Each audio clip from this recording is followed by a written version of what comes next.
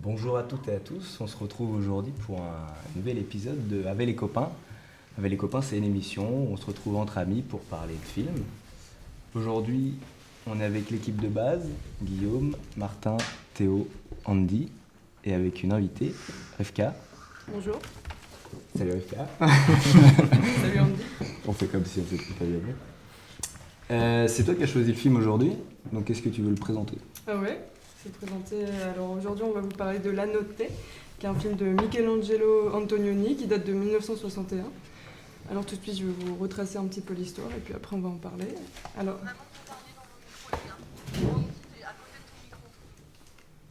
Vas-y, continue, Richard. alors du coup, c'est l'histoire d'un couple qui est ensemble depuis 10 ans et qui est particulièrement, qui rencontre des problèmes de communication.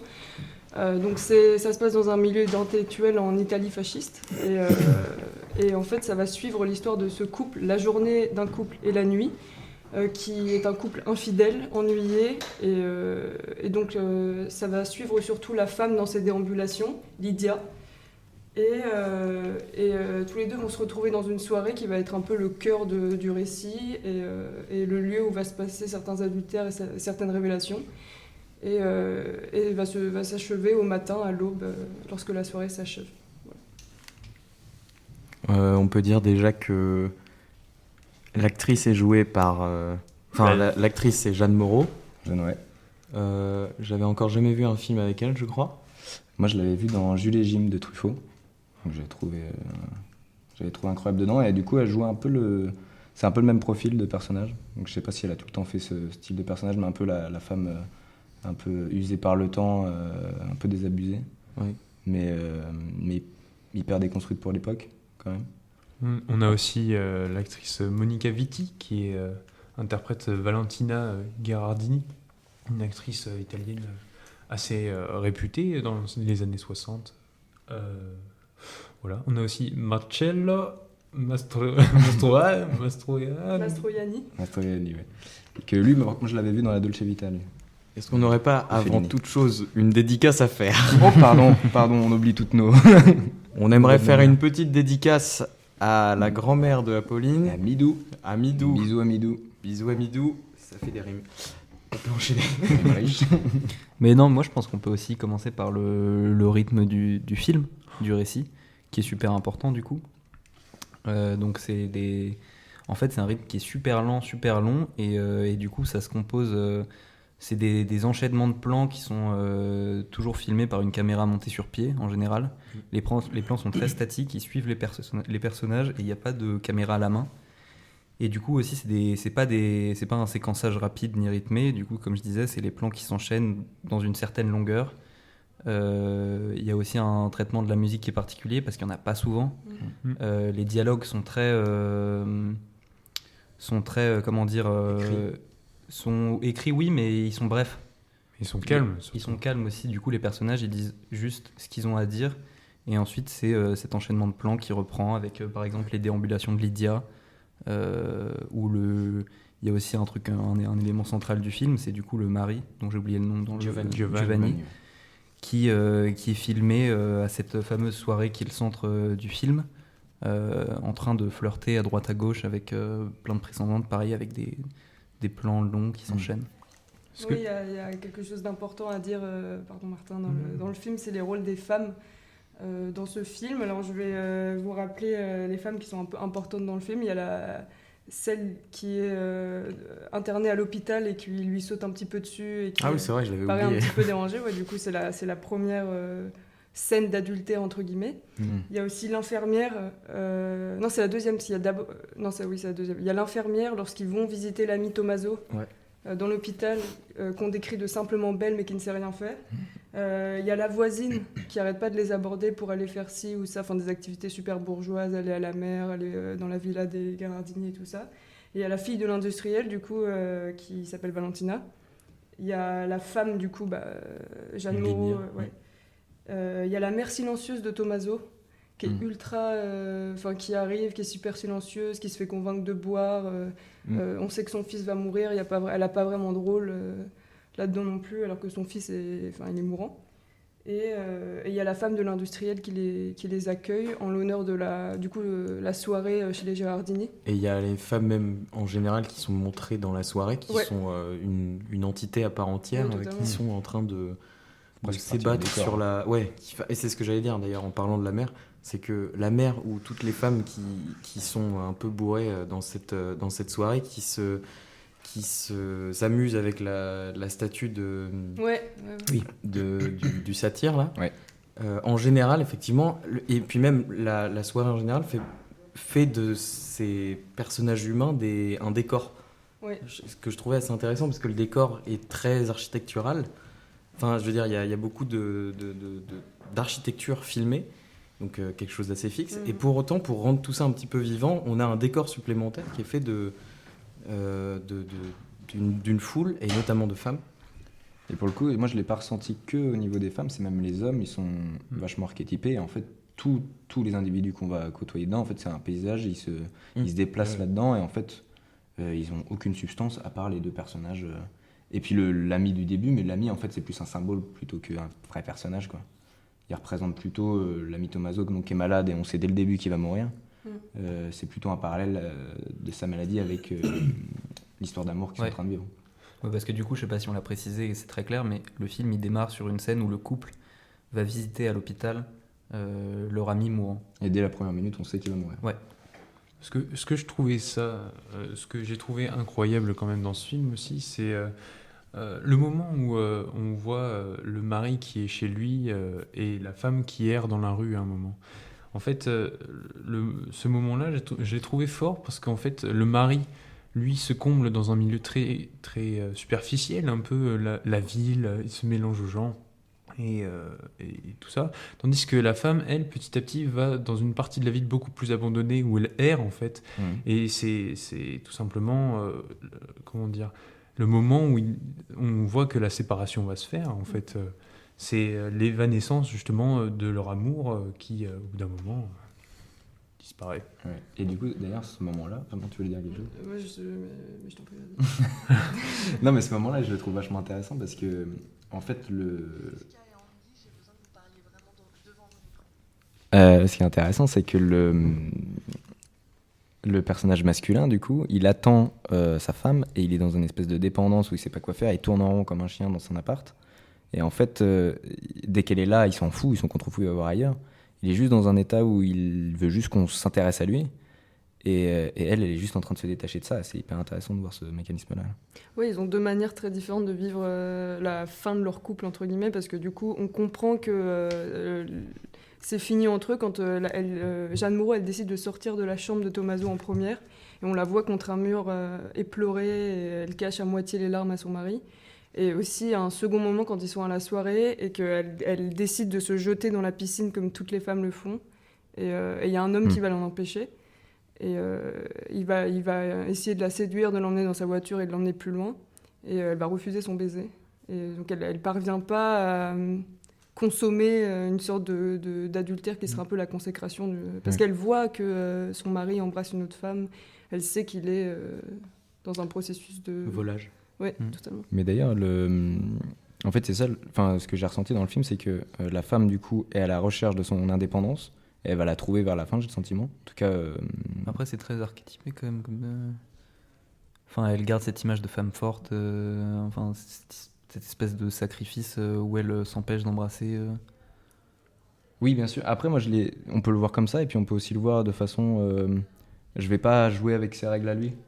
Ouais, aussi. C'est vrai. Oui, l'instinct féminin, il est super important dans ce film, qui est quand même basé sur le désœuvrement, sur le fait que le lendemain sera pas meilleur. À un moment, ça s'est dit, quand tous les bourgeois sont en train de jouer, et elle dit, oui, ils savent, ils tentent à tout prix de se distraire, mais ils savent que le lendemain sera pas différent. Et en fait, il n'y a pas de bonne fin à ce film. Oui, non, d'ailleurs, on sait pas comment ça se termine. D'ailleurs, si on veut revenir à la question du temps, j'ai trouvé qu'en fait, le fait que le film prenne une tournure assez lente tout le long, ça pouvait aussi... Peut-être que le réalisateur voulait nous faire ressentir une sorte d'ennui, en fait, même comme pourrait le ressentir Lydia dans cette relation. Ouais, une lassitude. Et ça, je trouve ça fort. Au début, c'est quelque chose qui m'a pas plu, mais après analyse, c'est vrai que ça prend tout son sens en fait. Et ça aussi, je trouvais ça important d'en parler. Ouais, c'est pour ça que j'ai proposé un film de cette époque aussi, parce que c'est des films hyper longs, super contemplatifs. Mais plus on en regarde et plus on dépasse un peu l'épuisement de les regarder, parce que c'est super. Il y a très peu de moments forts et il y a beaucoup de temps morts. Et en fait, ces temps morts, ils sont importants parce ils montrent la conséquence des actions et des paroles des personnages entre eux. C'est-à-dire que lorsqu'il y a un personnage qui lâche quelque chose ou qui dit quelque chose, il va y avoir un temps mort qui va filmer son interlocuteur ou son interlocutrice et qui diffuse cette lourdeur des rapports et aussi cette... Juste après avoir dit quelque chose, tu veux dire ? Oui. Ça me rappelle quelque chose que j'ai vu dans quelque chose qui n'a rien à voir, mais dans un documentaire où potentiellement des gens étaient inculpés de quelque chose, mais ils étaient filmés en face caméra. Donc c'était un truc assez récent. Le réalisateur du documentaire savait qu'il était en train de filmer quelqu'un en train de mentir. Et du coup, il lui posait des questions sur potentiellement quelque chose de grave et qu'il aurait pu faire et tout. Et le mec, objectivement, était en train de mentir. Et souvent, il lui arrivait, du coup, dans sa réalisation, de laisser les quelques secondes après avoir fini de répondre à sa question, il laissait les quelques instants où la face du mec se décomposait après avoir souri faussement, tu vois. Et ça m'a rappelé un petit peu ce qu'on voit dans ce film, c'est que t'as effectivement des phrases qui sont lâchées, et parfois des bombes un peu, genre à la fin je ne t'aime plus, tu vois, des choses comme ça. Et on voit souvent l'expression ensuite toujours dans le même plan, très lentement se décomposer, mais cette fois-ci pas forcément pour un mensonge, mais aussi pour montrer réellement toute l'ampleur des mots qui viennent d'être dits. Ça tient aussi beaucoup sur le jeu d'acteur, je trouve, parce qu'il y a un truc qui est important, c'est que le jeu est super théâtral. Ouais. Moi, c'est j'ai l'époque trouvé. aussi. Ouais, c'est un style de l'époque, je trouve. Ouais. Oui, mais du coup, c'est pas non plus dans le surjeu, mais il y a un truc dans les expressions, dans les gestuels des personnages qui est vachement théâtral, quoi. Et du coup, ouais, après, Même sur le ces ton. séquences longues, ouais. Après, je trouve que ça fait pas dans le surjeu parce qu'on... Ouais. C'est cette époque qui fait qu'on sait que Puis en plus, il y a la langue italienne qui rentre aussi en compte. Elle est très... c'est une langue très dramatique. Donc, C'est vrai que le jeu d'acteur, quand même, on arrive à bien comprendre que, par exemple, l'acteur qui joue Giovanni, il a un visage très froid, très rigide à l'égard de sa femme et même à l'égard de ses proches qui lui-même trouve un peu par moments superficiel parce qu'il côtoie un monde comment dire, bourgeois qui le flatte. intellectuel. Ouais, voilà, un monde intellectuel qui le flatte constamment. Mais il se comble de ça, bien qu'il en soit un peu désespéré aussi. Bah, je sais pas si vous avez vu de Fellini qui est sorti en 63, 8,5, où l'acteur principal, qui est un réalisateur un peu en manque d'inspiration, c'est joué par Marcello Mastroianni. Oui, qui était bien parti. Et du coup, là, c'est un peu aux antipodes, mais en même temps, c'est la même chose. Un peu le même traitement d'image. Fellini et Antonioni, ça se ressemble aussi. Et du coup, c'est un réalisateur qui a déployé énormément de moyens, qui a énormément de mécénat et qui doit tourner le film un peu de sa vie. Et en fait, c'est un peu l'inverse, parce qu'il y a énormément de musique tout du long, une musique qui est extrêmement... dont je crois que c'est de Petri. Tu peux redire le nom du... 8,5. 8,5 de Fellini. Ok. Et du coup, voilà, je trouve qu'on retrouve vraiment cette patte de milieu mondain, de désœuvrement et d'un peu de puissance du créateur là, dans ce film aussi. C'est un écrivain. Oui, parce que finalement, on ne s'intéresse pas beaucoup parce que finalement, le sous-texte, c'est l'amour entre ces deux personnages. Ce qu'utilise un petit peu, la forme que ça prend, c'est dans un milieu mondain, comment ça se passe et tout. Et ça parle d'écriture. Au départ, je me suis dit, tiens, ça va parler d'écriture. Les deux Tommaso et Giovanni sont des écrivains, elle aussi, je crois. Et au final, ça ne parle pas du tout d'écriture, alors que pourtant, c'est un milieu intellectuel. Tous sont des écrivains, on leur parle tout le temps d'écriture, de littérature.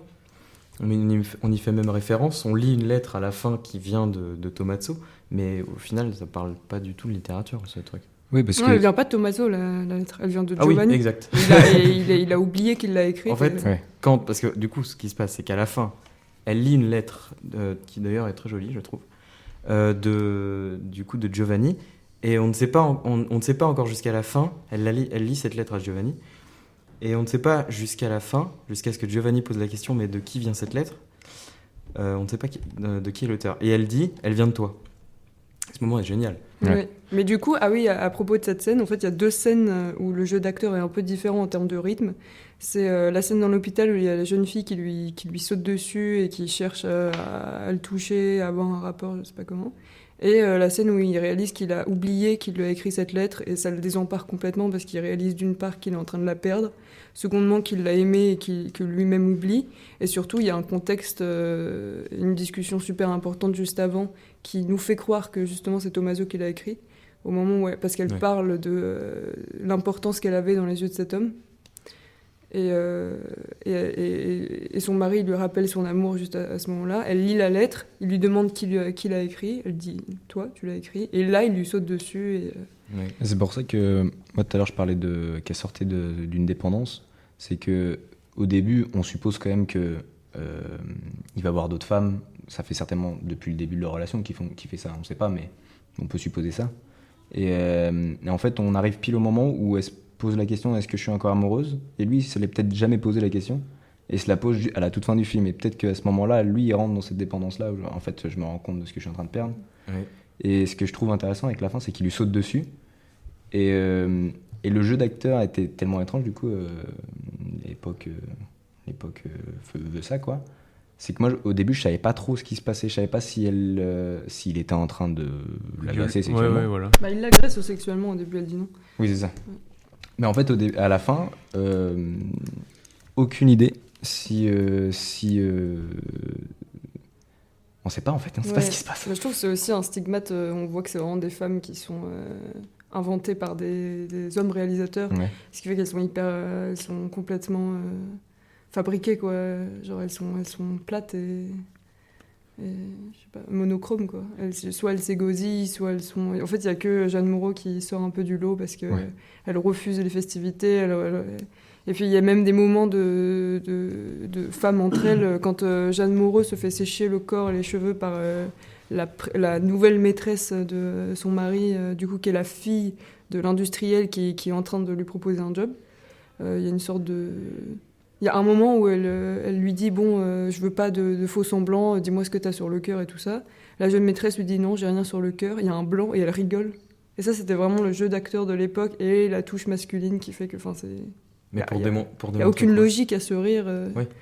Genre, tout d'un coup, il y a une sorte d'amicalité, de sororité qui se crée, alors que c'est absurde. Oui, d'accord. Donc c'est hyper factice, c'est la limite publicitaire parfois, le filtre des images et tout. Ah oui, je soutiens. Oui, le moment du coup, elle rentre complètement mouillée. Oui. L'autre, du coup, elles sont rivales. hein, Oui, c'est ça, clairement. et puis Elles rentrent, elles font un clash de regards. Et elles rentrent, elles se balancent un peu des punchlines. Et puis ensuite, d'un coup, hey! Oui, mais elles sont pas rivales pour cet homme, elles sont rivales du... Jeanne Moreau lui fait comprendre que si tu crois que je suis jalouse, là on sera rivales. Mais sache que je ne le suis pas. Mais d'ailleurs, moi, ça m'a un peu, je me suis un peu questionné. Je me suis dit cette femme donc que Giovanni séduit, je sais plus comment elle s'appelle, Valentina. Valentina. À un moment donné, il lui demande son âge, elle a 18 ans. Et je me suis dit, en fait, c'est clairement un fantasme du réalisateur qui est en train de se dire, le gars, en fait, il parle juste, enfin, il lui faut tout, à partir de 18 ans jusqu'à. Oui, surtout que 18 ans, t'y crois pas un seul instant. Oui, enfin, qu'est-ce que, oui, ouais, je sais pas. Mais n'empêche, je voulais quand même rebondir sur la dernière scène. Je sais pas si vous avez remarqué vraiment, mais comment dire, à la dernière scène, le moment où Lydia lit la lettre, les plans sont totalement différents. On voit le point de vue justement de Giovanni. Genre après, on a des différents plans qui s'enchaînent avec des plans rapprochés Ouais, c'est sur vrai. Lydia, qui vient couper ce rythme lent qu'on avait auparavant. Mhm. Et à des moments, on revient sur Giovanni qui, justement, là, est sidéré de ce qu'il entend. Et ça, encore une fois, c'est peut-être un moment, c'est vraiment pour dire, là, ce moment-là, c'est la conclusion. Et après, bon, on connaît la suite où il se roule par terre et on sait pas ce qui se passe vraiment. Sur le golf. Ouais. Mais c'est vraiment pas un film à chute parce que tout du long, il y a des indices sur le fait que en fait, c'est le désœuvrement, c'est la fin, il n'y a pas d'espoir. C'est juste. Voilà, les jours se succèdent toujours les mêmes, surtout dans ce milieu-là et tout ça. Il y a le titre d'un livre à un moment, ou même le titre, j'ai oublié lequel. Je sais plus comment ça Le s'appelle. titre du livre de Giovanni, Ouais. c'est Les Saisons, je crois. Ah bah c'est l'autre livre qu'elle lit.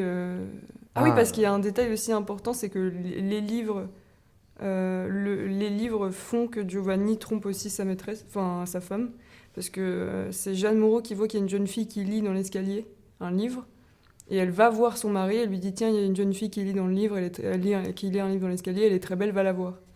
Et on sait pas tout de suite, mais il y a un moment il le dit, il dit mais oui mais c'est ma femme qui m'a jeté vers vous. Et donc il y a aussi le fait qu'elle s'est fait aspirer dans l'adultère et maintenant elle le provoque aussi. Enfin, elle est vraiment dans une... Ouais, elle en ressort pas. Ouais, quoi. ouais. Et puis, il y a un détail hyper intéressant aussi. J'ai fait des petites recherches. Il y a un moment, le titre du film, il vient d'une toile de Roberto Sironi qui apparaît à un moment dans le film. Voilà. Ouais, j'ai vu ça, mais j'ai pas trouvé. Ouais, moi non plus, j'ai cherché. Ah mais je c'est sais pas dans quel l'appartement dans l'appartement de Giovanni. Moi, j'ai pas vu ni le tableau et j'ai Ouais, pas trouvé ce gars. Pareil. Mais c'est un détail Donc, marrant. ouais, ouais. Il y a des petites anecdotes comme ça. Il a disparu de la circulation, je crois. Ou Roberto. Il parlait trop. Sinon, moi, ce que j'ai trouvé intéressant de noter, c'est effectivement... Parce que du coup, moi, j'ai lu le résumé du film sur Wikipédia pendant le film. Pourquoi tu l'as écouté en VO sans sous-titres? Non. Bah moi oui. Très bien. Mais je l'ai compris. Mais du Ta coup... galère, ça devient ton style, Martin. Non mais j'adore galérer. Et t'en as pensé quoi, toi, du film? Est-ce que tu l'as regardé que en VO? Non, il y avait VO sous-titré italien. Bah j'ai pas compris les deux. Hein. T'as regardé en entier en VO? Oui. Purée, tu t'es fait 5 heures de Antonioni. J'adore le cinéma italien des années 60. En VO. C'est une langue tellement gracieuse. Oui, non, ça c'est vrai, par contre. Ouais. Mais oui, du coup, ce que je voulais dire, c'est que j'ai regardé le résumé qu'en faisait Wikipédia. Parce que je trouvais ça intéressant. Non, mais c'est intéressant de voir un résumé Tu es détaillé. un pur produit de ta génération. Exactement, et ensuite je suis allé tweeter. Et du coup, Comme par un bon exemple, Français. Wikipédia disait que à la fin était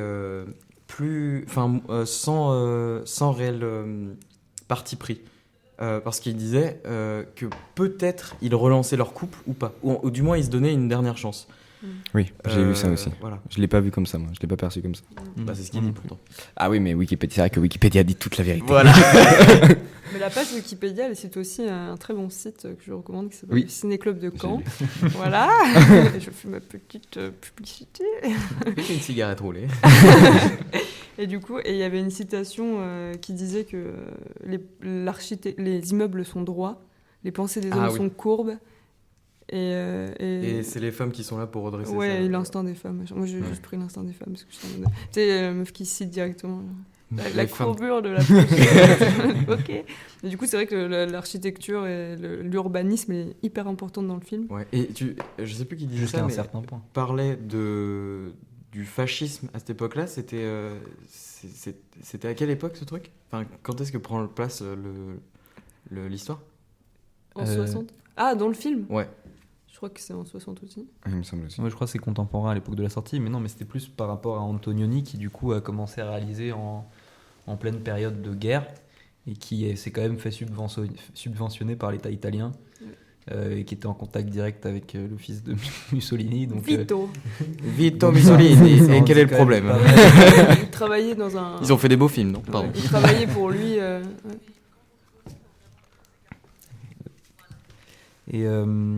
Et du coup, non, je trouve que ça en dit quand même un peu sur les milieux qui sont représentés, d'ultra riches, Oui. en bourgeoisie, Oui, d'industriels, d'industriels après-guerre. Quoi. Industriels qui ont besoin de leur intellectuel. Ouais, c'est ça. Euh, Oui, il y a une oui, femme, il y a c'est une ça. femme de Lydia à un moment qui est cool, elle dit allons chez les Gérardini. Gérardini. Beaucoup Ouais, de je règles. Tu es l'intellectuel De la maison. de la Il maison leur faut tous un- milliardaire. c'est Il ça, leur ouais. faut tous un intellectuel. Ouais, c'est Ouais. Mais par contre, ça vient aussi du fait qu'Antonioni, il vient d'un milieu aussi bourgeois. Oui. Donc ça a quand même- Petite bourgeoisie. petite bourgeoisie. Oui, j'ai vu aussi Wikipédia. C'était pas sur Wikipédia. C'était sur les cahiers, d'accord. D'accord. Je crois que sa mère, elle était enfin, son père était cheminot et sa mère elle était genre ouvrière. Ancien cheminot Ancien qui a... cheminot, qui a été devenu propriétaire terrien. C'est ça. Ah oui, donc d'accord, donc ils sont vraiment petits bourgeois. Oui. Oui, c'est pas du tout la même caste que nous montre le film, par contre. Non. Parce que là, c'est Écoute, je ne côtoie pas ce milieu-là. je ne côtoie pas. C'est des industriels, des intellectuels, et Des c'est tout. Quoi. courtisans. Ouais, des courtisans, des courtisanes. C'est vrai que ça aurait pu se passer dans la cour du roi Soleil, ça aurait été pareil. Genre, Bah t'avais- non, parce que les industriels, ils construisent le monde. Et surtout, Oui, mais le roi c'est Soleil, contemporain, tu peux pas dire Non, mais ça. c'était un parallèle que je trouve acceptable. Merci. Merci Andy. Par contre, du coup, ce film, il fait partie d'une trilogie. Je sais pas si vous avez... Oui, il y avait ça. j'ai lu Wikipédia également. Pardon. J'ai lu Wikipédia également. Il y avait pas l'aventure aussi de La Antonio. Ventura, ouais. En tout cas, cette T'en as un émission autre est préparée avec le cul. Bonsoir. En même temps, faut le rappeler, parce qu'on l'a pas dit tout à l'heure, mais du coup, le film est regardé au minimum 24 heures à l'avance. Je l'ai regardé 30 minutes à l'avance. Voilà. Bon, je suis pas- pas plus loin, pas plus loin non plus. Donc voilà, on est au courant avec les dernières infos qu'on nous donne sur Internet. Voilà, moi je voulais aussi poser une question à Rivka. Du coup, pourquoi est-ce que tu as choisi ce film en particulier ? Parce que j'avais envie de regarder du cinéma italien. Et, je sais pas, Antonioni, enfin Michelangelo et Fellini, c'est genre des classiques. D'accord. Et quand est-ce que tu as commencé à regarder du cinéma italien ? J'avais commencé il y a 6 mois, je suis tombée dedans. Tu n'en es plus jamais ressorti, c'est-à-dire que c'est une Jamais. faille temporelle. Totalement, j'aime beaucoup le noir et blanc. Ok. Personnellement, j'ai trouvé ça très long. Non mais c'est vrai. Hein, Le film ou son intervention? non mais enfin, c'est juste que moi j'y suis pas du tout habitué. J'ai jamais regardé ce genre de choses. Et même si j'en reconnais les qualités, parce que également je suis allé sur Wikipédia, j'ai regardé toutes les récompenses qu'elle a eues. Et je me suis dit mais tiens c'est bizarre. Pourquoi je n'ai pas aimé? Et j'ai reconnu des qualités que je ne pouvais pas apprécier en tant que telles à cet instant T. Mais je reconnais effectivement ce que tu disais, c'est que je pense qu'il y a un temps à prendre Ouais. pour justement pouvoir apprécier à sa juste valeur le film. Parce que ouais, voilà, c'est un rythme particulier, enfin très particulier, Mais c'est pour des gens qui sont pas habitués. Moi, c'était le temps d'une sieste, hein, je vous le dis. Je me suis endormi au moins une fois. Hein. Non, mais ce que je voulais dire, moi, c'est que du coup, hier, on a parlé de The Hun de Winterberg. Et du coup, le parallèle est intéressant parce que hier, c'était vraiment les moyens techniques avec des attentes simples qui sont mis au service d'un récit très construit, où il y a une intrigue qui se développe tout au long du film et où ça part un peu dans tous les sens. C'est très cérébral. On est plongé directement dans la... Enfin, dans la détresse des personnages sur des accusations très graves. Et là, en fait, il y a donc ce rythme très long. Et en fait, le récit, il n'a pas une substance extraordinaire. Les personnages, ils n'ont pas une sorte de Oui, quête. Le postulat finalement est très simple et c'est vrai qu'au départ, on met beaucoup de temps à comprendre un peu quelles sont leurs relations, mais qui sont finalement pas tant présentées que ça, à part qu'ils sont écrivains et d'un milieu intellectuel. Et puis je pense que le film s'axe pas trop sur le jeu de l'acteur. Du coup, c'est pas trop ça sur le... en comparaison avec le film dont on a parlé hier, où là, enfin, quand même des interprétations qui sont assez dingues. Mais du coup, moi, ça me laisse supposer que les acteurs sont interchangeables, même si ces deux acteurs sont quand même charismatiques de fou et que... Enfin, moi, je me lasse pas de les regarder, quoi. Je trouve incroyable. Mais je pense qu'ils sont en fait interchangeables et que du coup, le film s'axe pas du coup sur le jeu. Et du coup, c'est plus du tout le même rapport au film. Et vu qu'on s'est un peu habitué à l'acting studio, ça peut perturber si on n'est pas habitué. Voilà. Oui, c'est des films qui demandent beaucoup de digestion et qui n'ont pas beaucoup d'intérêt sur leur époque, en fait. Parce que... Ouais. D'accord. Si tu décides de regarder, si là c'était en Italie, enfin après l'esthétique serait hyper différente, mais juste des bourgeois qui sont en train de s'amuser et qui s'ennuient et qui sont, voilà, enfin il y a pas de but en fait, c'est hyper désespérant ce genre de film. Bah si ça se passait pas en Italie fasciste. D'ailleurs il y a un moment hyper intéressant où l'industriel il dit voilà moi je construis le monde de demain. Mais le présent me suffit totalement. Et il me faut des gens pour être concernés par le futur. Moi, je le Et construis. c'est pour ça qu'il s'adresse du coup à Giovanni qui est en train d'écrire le futur, plus ou moins. Bon, écoutez. Est-ce que quelqu'un veut rajouter quelque chose? Oui, il y a un moment où il y a l'industriel qui parle d'une rencontre qu'il a eue avec Hemingway. Oui. Et il lui dit ah ça c'est un vrai artiste, ça c'est un vrai écrivain et tout ça. Et il a voulu me tirer une balle dans la tête. Ouais c'est ça, chercher un homme.